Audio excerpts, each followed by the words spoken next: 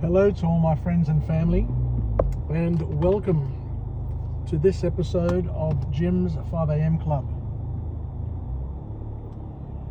I'm just leaving the Lowe family estate here, the Lowe family winery at Mudgee, and as you can see, it is a beautiful, expansive area with a awesome cellar door, with a small lake,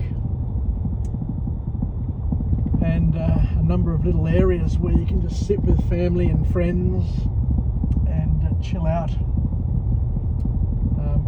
A place where I would love to come with my wife, children, friends, and anybody who's interested. Up here at Mudgee, I think it is the premier wine cellar door and estate. It's something that is absolutely beautiful.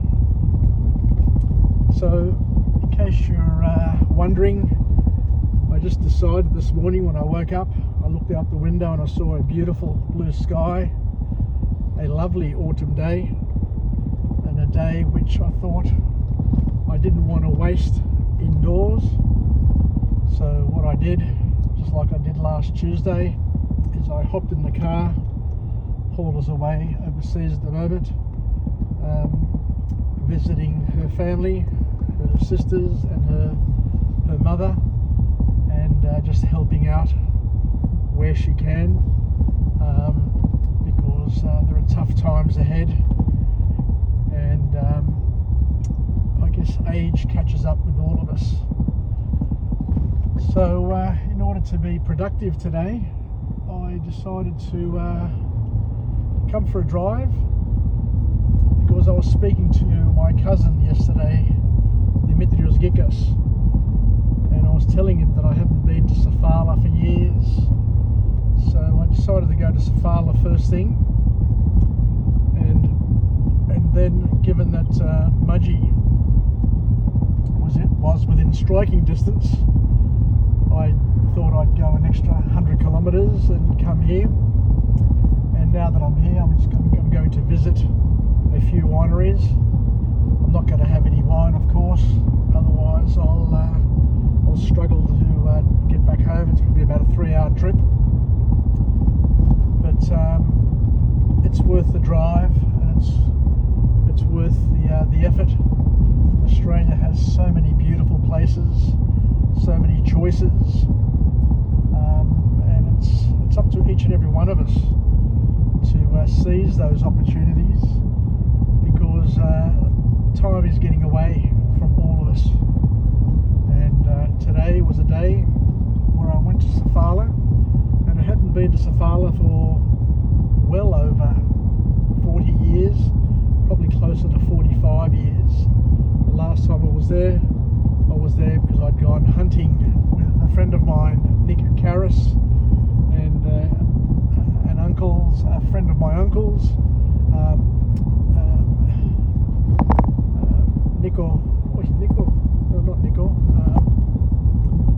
Bozanellos. I've forgotten his first name, anyway, it'll come to me.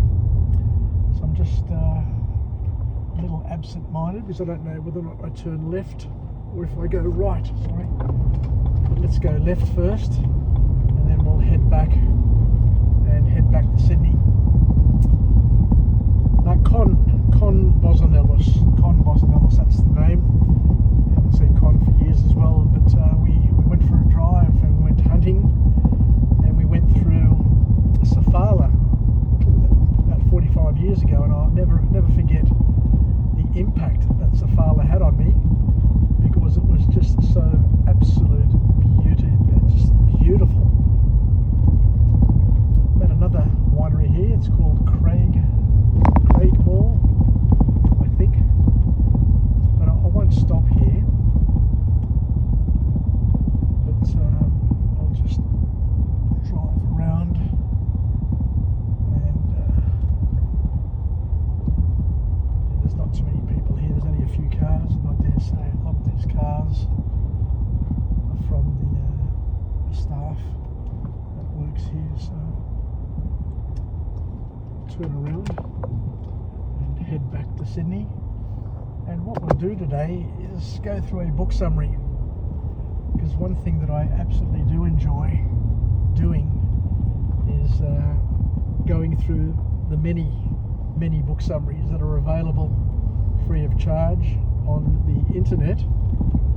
And what I do is I'll go through, read the book summary and summarize the book summary in my own words and deliver it in the form of a vlog, where we try and do two things at once. We try and highlight and showcase the beauty that abounds in the places that we visit, the places that we live, and we overlay it with a message of empowerment so that we can take away something and learn something, and basically use it as a vicarious opportunity, a vicarious experience to learn something new, to experience a new place, and grow and develop as individuals. So today's book summary is entitled Waking Up. Waking Up, and it's by an author known as Sam Harris, who has written a number of interesting books. This is one of many, and this book here is all about tapping into your spirituality, understanding spirituality, but from a rational perspective. So it's taking a different view, a different perspective in terms of what spirituality is, in an attempt to explain it, because not all people are Christian or Jewish or Muslim. A lot of people don't have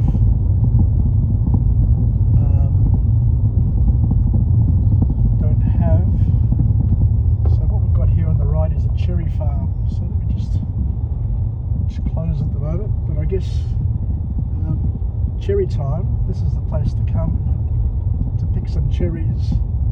I don't know if you can see them, but over here you can see all the cherry trees and that wonderful windmill. But we'll save that for summer. Try and come here with my granddaughters and son-in-laws and daughters and have a bit of fun. So what I was saying before is that not everybody follows a structured religion, and there are people who are not churchgoers and not Christian, but want to tap into and have a sense of connection to their spirituality, should I say, without overlaying it or being involved in a religious movement, which is interesting. But again, we've got to respect all people's views. Not everything is easy to understand, but I'm on another farm at the moment, another winery, and you can see those trees there are covered in netting to keep the birds away. So let's have a look, let's have an understanding at what Sam Harris is talking about, and see if that can help us or help some of our friends become a little bit more spiritual and allow it to improve their lives if they have the tendency or the need to gain anything from it. So this book, generally, as we said before, is taking a neutral point of view to examine spirituality and how the mind works. And the author makes a really interesting point, which I thoroughly agree with what he's saying. He says that at the end of the day, there is no society in the world that suffered because its people became too desirous of evidence in support of their core beliefs. So it's okay to question, it's okay to seek, it's okay to try and find out a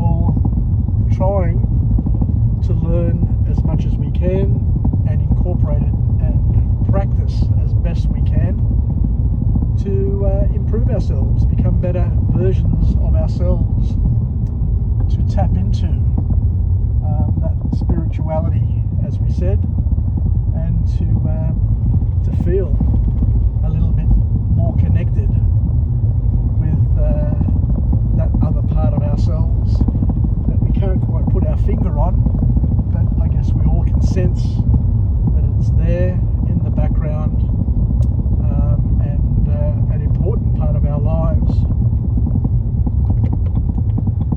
So I think I go right here.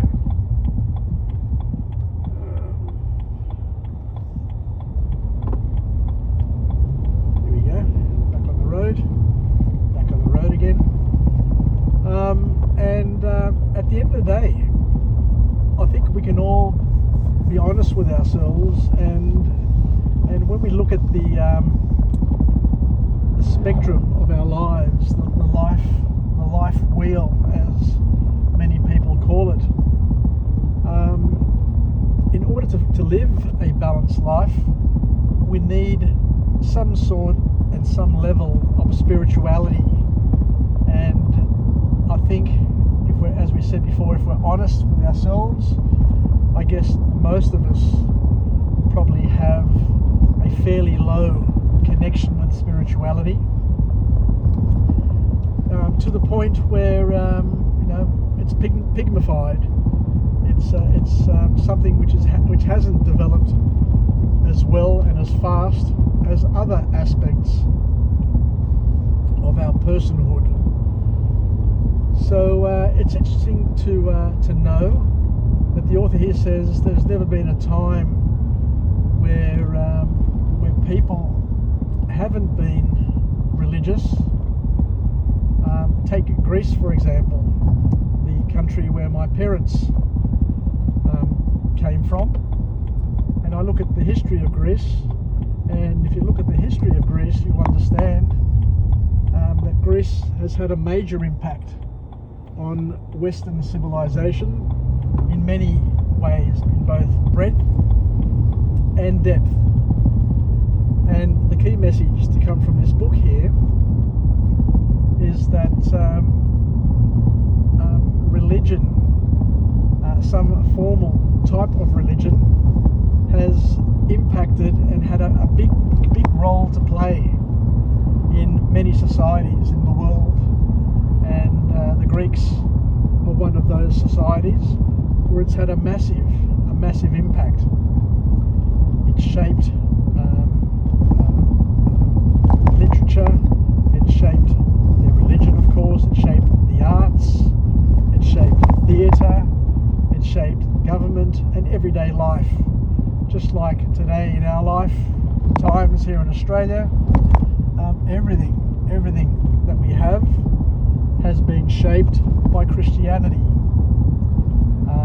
Be it the laws that we observe, be it art, be it every conspicuous area, every area that you look at has some element of influence that was primarily driven, shaped, coloured by religion and some belief systems. Even our Indigenous brothers and sisters have a deep spiritual connection with the dream time and their spirituality in terms of the animals. And as I say, I don't really understand it all that well. I can't be, we're not expected to be experts on many things, but just hang a right here. I think that's the way we're leaving.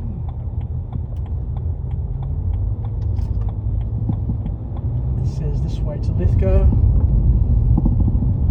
So, as I say, there's never been a time in the history of Greece where Greece wasn't deeply religious. And as humans, the author here reminds us, as humans, we have a natural tendency and a thirst and a craving for spirituality. And this book, as we mentioned before, focuses on. So we're going straight here. That's Castlereagh Highway, so I'm heading in the right direction. We've just been through. We're just going through the outskirts now of Mudgee and on our way. So this book, once again, as we said, focuses on how to get in touch with your spirituality in a rational way, which once again is tricky, but there are people who may need this way of understanding their spirituality a little bit better. From a Christian perspective, you can access spirituality through rational means by, of course, reading the Bible and reading the scriptures, attending church services, attending fellowship, and doing a number of things. There's a lot. There is so much that has been written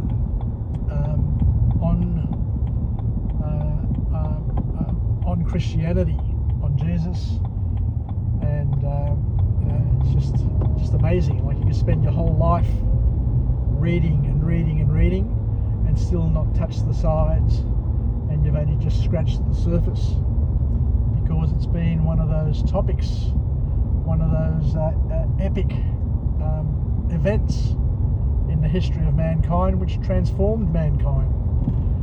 To sit and think that the ancient Greeks, who were heavily influenced with their form of religion in terms of the polytheism and the 12 gods and all of these things, to think that the Greeks, of all people, were one of the first nations, were one of the first peoples, was one of the first language and ways of thinking that changed and adopted and adapted to Christianity, is mind-blowing. So as we're saying here, Christianity is something, from what I understand, is something that you access both rationally and through your body, through your heart, through love. So this book here is going to focus on the rational side, so let's just expand on that as I'm heading out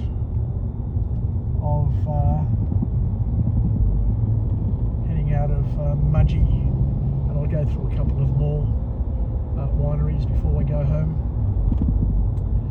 So the first formal point to come out of this book from this author is when they talk about the practice of practicing mindfulness in order to connect with nature, to connect with those around you, and to connect with the spirituality.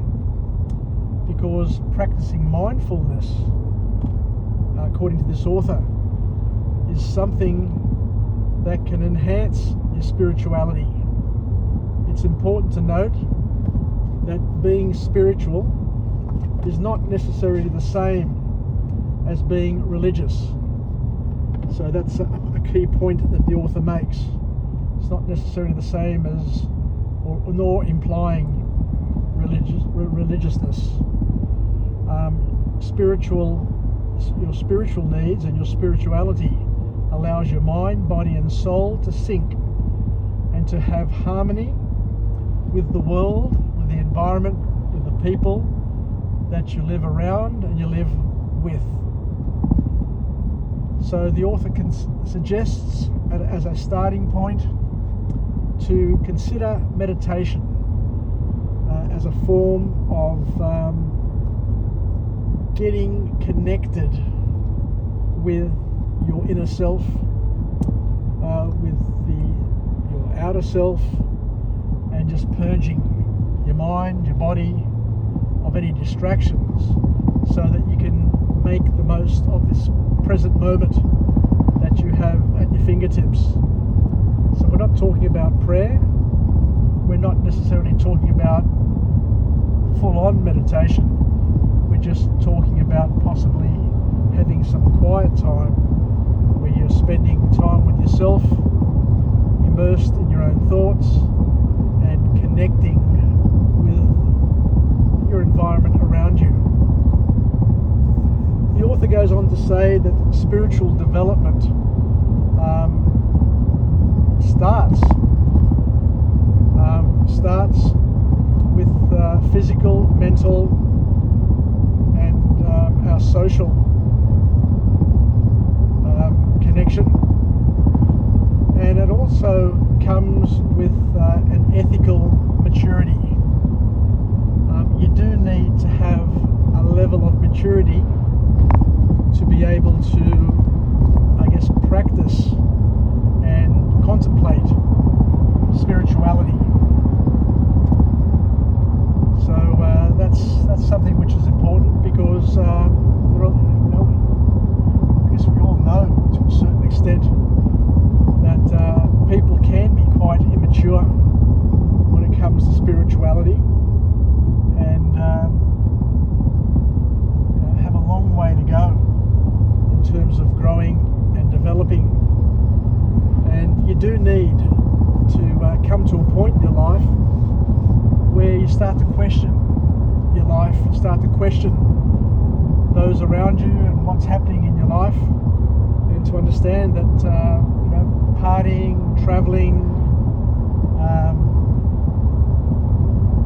entertaining yourself and being entertained with others isn't necessarily the be-all or end-all in our lives, and there is something more potentially, and something more that you need to try and do in order to connect and make the most of.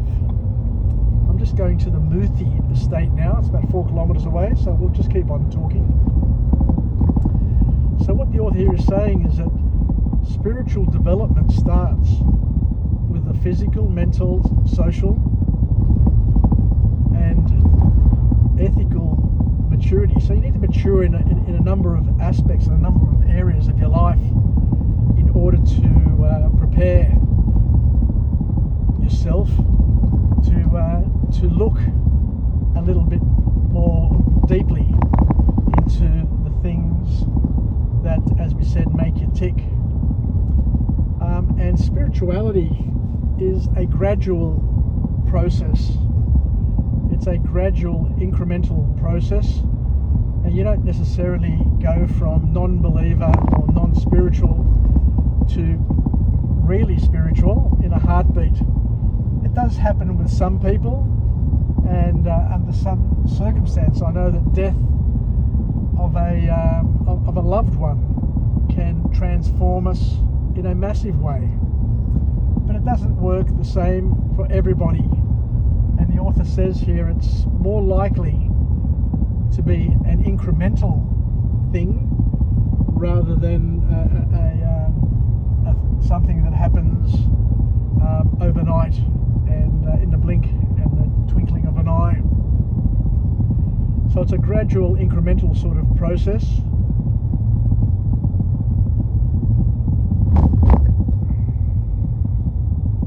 And by being such, it becomes sustainable as well, is a key point to understand. And the point that I make to a lot of people is that it can take a lifetime. God gives us a lifetime, and that lifetime varies by person. A lifetime could be 100 years or more.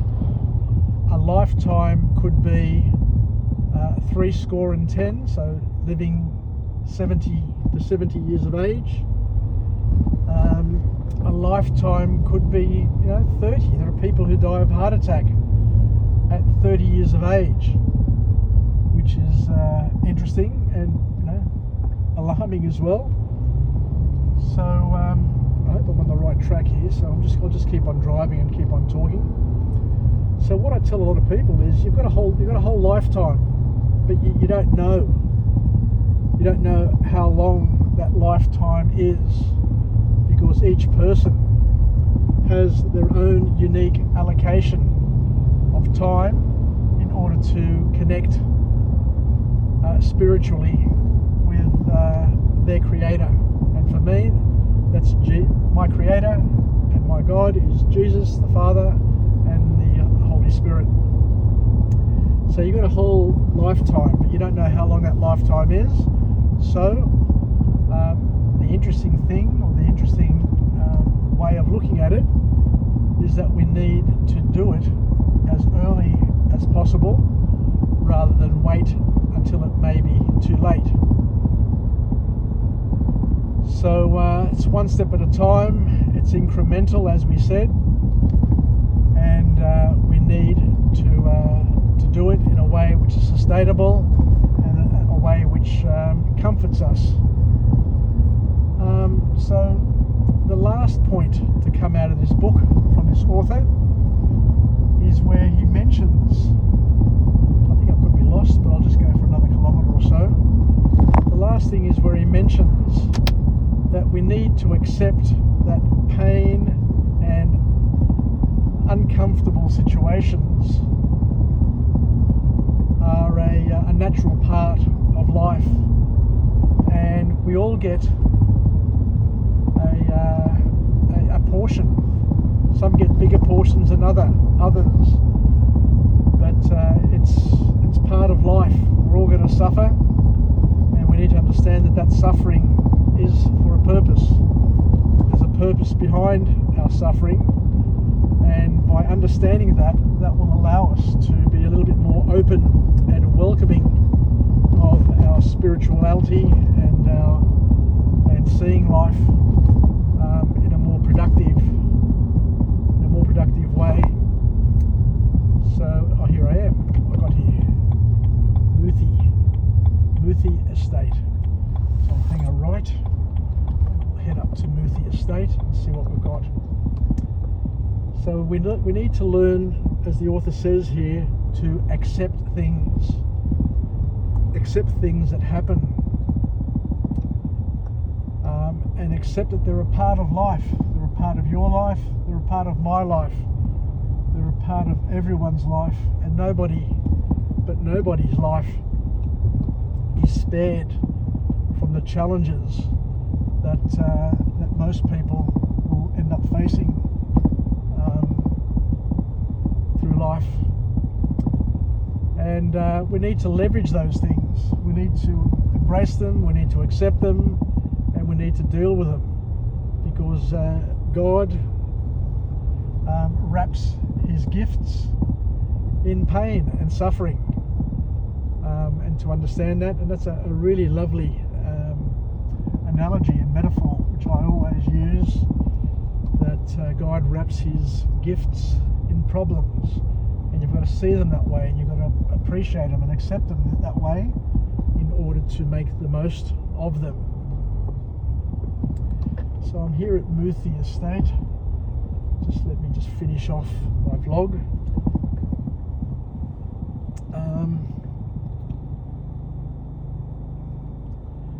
So I guess that's about it. So another wonderful book summary entitled Waking Up by Sam Harris, who takes us on a journey of discovery and helping people who haven't grown up in scripture classes or with scripture classes, who may have not grown up in a religious or church religion family, who may want to understand a little bit better spirituality, but not from a religious perspective, but from a rational perspective, to understand how the mind works, knowing very well that people have a craving for spirituality. It's part of our DNA.